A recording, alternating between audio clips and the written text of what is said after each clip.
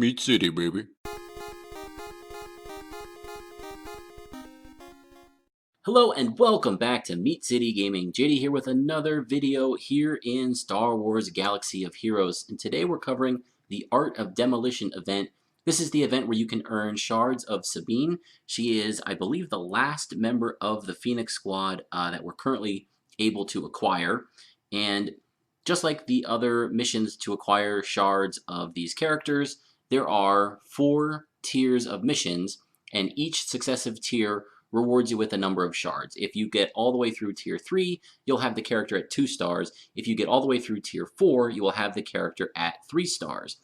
And recently there were a couple of these events, specifically the Ezra and the Zeb events, where I could not get close to completing the tier 4 mission. Some of the earlier ones I've been able to do. Maybe the character we had was very powerful. Having Nihilus at 7 stars for his, I was able to complete it. But Ezra and Zeb's, I wasn't even able to get close to completing those missions. So this time with Sabine, I didn't know what to expect. Thought I would put a video together for you. If you're around my level, again, I'm level 69 for my personal character, and my tunes are around level 68, then you'll have a benchmark for whether you'll be able to complete the highest tier of this mission to get Sabine to 3 stars. So first we'll take a quick look at her abilities. She's going to have her basic Blaster's Akimbo, which does a first attack, and then does bonus attacks for 3 additional... She actually does 2 attacks with her basic, and then there are 3 more additional attacks that can happen if certain requirements are met on the enemy, based on their turn meter and based on if they have a debuff. So you can do a total of 5 damage strikes to the enemy in 1 attack. Next we have Darksaber Strike. Basically this is an armor debuff, but it's not classified as a debuff, so it does stick around, it can't be dispelled, and it won't count for things that trigger off of debuffs. So that might be interesting for the Rancor raid. The effect is lowered, I believe it's cut in half for enemies like the Rancor, but you can stack it up, and so maybe it'll be useful, I'm not sure. And then finally we've got Demolish. This is an area attack. She does damage to all the enemies, exposes and staggers the target enemy for 2 turns, which means if they get hit with a stagger debuff, they lose all their turn meter, and they can't evade or counter, or they can't, evade or counter that attack. So that's pretty useful. And then her unique is Take It Back, basically just increased critical chance and critical damage. So the main target here in the first wave, I think, is the TIE Fighter pilot. They move extremely fast, their speed is very high, and they have an area attack. So you can see their second attack is from the TIE Fighter pilot and deals damage to the entire team. So here we go, first attack with Sabine, and first use of the basic, and we can see we hit 5 times there. 7,000 damage on the first hit, and I think 2,000 for the rest of them. So a really nice hit if you select your target appropriately and can hit a target with low turn meter and hopefully with a debuff as well. You can cut through some of these enemies very quickly. So the team that I went with is Darth Nihilus. Obviously his ability to one-shot a later enemy, something with high health, I usually target a boss character, is very useful. Count Dooku, whose health is low, he's kind of a weak link here, but with all the TIE Fighter pilot AoEs, he gets off a ton of attacks, a ton of counters, and he can stun on not only his basic, but his lightning attack. And anytime you're stunning one of these guys, you're really helping out your team by cutting down the damage. And then I threw in just a couple of stronger characters. Geonosian Soldier is one of my more powerful attacks, so he's okay, but he's not great. You could certainly sub him with another character. And then I have Boba Fett and Darth Vader. So the idea here is all of these characters are pretty accessible. Nihilus, if you missed Nihilus, then you missed him, but most people at this point were around for that event and at least have him to some level. So this is one of the more dangerous encounters here. You've got 4 TIE Fighter pilots. So again, the name of the game is reducing as much damage as possible because these guys can hit very hard. So you want to try and stun and delay anytime you can, but you can see here the first 2 attacks that those guys got off there were able to wipe out 2 of my characters. But thankfully I have Boba Fett who's able to come back, and now if I can get a kill with him, he'll regain his unique buff, which means he'll come back again. So there I threw Sabine's AoE, and I guess I targeted the wrong enemies. I could have had the stagger on this other TIE pilot. I wasn't sure how much damage it was going to do, to the rest of the enemies. I wanted to make sure I got a kill on that one TIE pilot, but certainly had enough damage to kill, so I could have delayed another attack from these remaining 2 TIE pilots. But we make it through there. We've got 4 of our characters, plus Sabine, the loaned character from the game as well.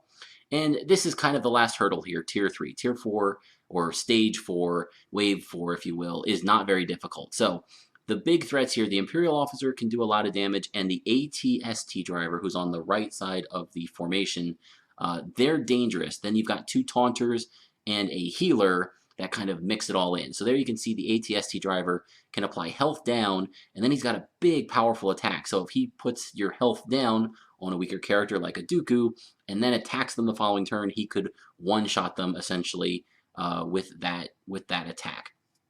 So right now, again, we're just trying to delay. We're trying to ability block. We're trying to stun, and we're just about ready for Nihilus's big ability to go off.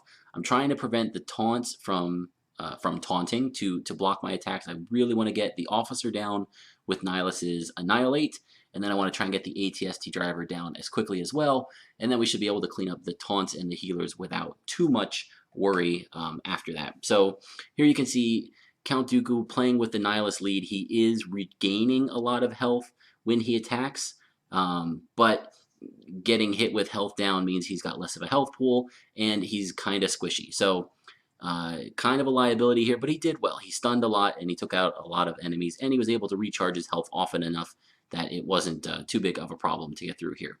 So we got Annihilate off on the officer. Now we're trying to go for the ATST driver. They do finally finish off my Count Dooku, so I'm down to 4 tunes left on my side, but they are pretty good in terms of health. It'd be nice if I could get a kill with Boba Fett to get his unique back. And you can see the enemies are almost completely down. They're all at about a quarter of their health.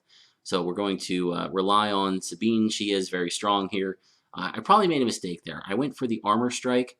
If I would have done the basic, I think I probably would have taken out that stormtrooper outright. So maybe a bit of a misplay, again, using a character that I haven't used before and I'm not quite up to speed on. But it seems like she can be pretty good for this to carry you through if you take care of her health and if you attack the correct targets. So now we're down to just the ATST driver, and we're going to take him out here with Darth Vader, and then we get to the final wave, and is it this insurmountable task? Oh my god, there's a TIE fighter. No, the TIE fighter is parked. I think that's a callback to one of the first scenes or missions that Sabine might have had in the Rebels series. So all we have to do is take out the TIE fighter. At the end, it doesn't attack. So again, target the Imperial officer and the TIE fighter pilot as 2 of the early priorities here. But it's only 4 enemies that you have to worry about. So I'm coming in here with 4. I'm probably going to be okay. We get off the ability block, and Nihilus is at full health. Vader is at full health. So it's just a matter of kind of working through these guys now. And since TIE Fighter Pilot has so much health, I decided to try and take out the ATST driver first. And so we're able to do that. And now it's just the TIE Pilot. And thankfully, Annihilate is ready to go. And we can remove the TIE Fighter Pilot. And now it's just the Park TIE Fighter, which has a ton of defense. They tell you if you check the buff out, which I'll do here in a second, that it's got a lot of armor, and use Sabine's armor shred ability, there you go, to remove its defense or lower its defense. So I do that, but again, you're just fighting a stationary enemy that can't fight back. So feel free to take your time. If you lost Sabine, no big deal. Just chip away at its health, and you'll eventually get there. And then once you take out the TIE Fighter, you'll have completed the mission, and you'll have completed Tier 4. So yes, as you can see, this mission is definitely on the easier side to complete for people who are lower level. So if you're anywhere in this vicinity, and you don't even need these characters, there was no trick like in my previous video where I needed to manipulate Nihilus's Annihilate as quickly as possible to beat R2-D2. I don't think that's the case here. You could mix and match here. You just want to avoid big hits. Stuns are good. Ability block is good. Those 4 TIE Fighter pilots, if you let each of them get off their AoE in quick succession, you could be in trouble. But barring that, you should be good to go and able to get your final pieces here in Tier 4. And in doing so, you can see here we now have 40 pieces of, or 40 shards for the Sabine character, and we can promote her to 3 stars and still have some left over to work our way to 4 stars when eventually her shards become farmable or obtainable in one way or another.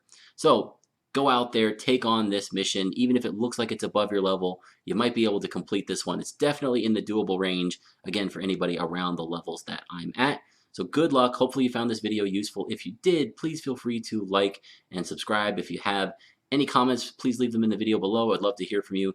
If you have any thoughts on the video or comments about this character, we'd really look forward to reading them and responding. So thank you for joining me, and I'll see you next time.